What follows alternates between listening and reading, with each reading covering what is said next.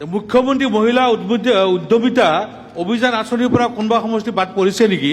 কিন্তু উত্তৰত পালো যে আমাৰ ৰূপহী সমষ্টিকে আদি কৰি 8টা সমষ্টি বাদ পৰি আছে।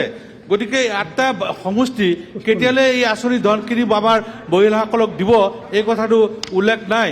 গতিকে মই আপোনাৰ জৰিয়তে সদনক অনুৰোধ কৰিব বিচাৰিছোঁ যাতে মহিলা উদ্যমিতা আঁচনি ৰূপহী সমষ্টিৰ লগতে ঢিং আমাৰ সামগ্ৰী বাকী 8টা সমষ্টি দিয়ে তাৰ কাৰণে অনুৰোধ জনাইছোঁ। স্যাৰ কি হৈছে জানে তেখেতে কুৱেশ্যনটো আনাৰ কথাটো যে স্যাৰ আমি আজিৰ পৰা এসপ্তাহৰ আগত ডিচাইড কৰিছোঁ তেখেতেতো কিবা এটা বাবা ল'ব লাগিব তেখেতে সেইটো কুৱেশ্যনটো সেইকাৰণে কৈছে ছাৰ। আমি অলৰেডি ছাৰ এসপ্তাহৰ আগতে এনাউন্স কৰিছোঁ ঢিং ৰূপহী সামগ্ৰীত অহা 21-22 তাৰিখে 3টা কাৰ্যসূচী কৰি মহিলা স্যাৰ চেঙাও বাদ পৰি আছে স্যাৰ চেঙাও পোৱা নাই ঠিক ঠিক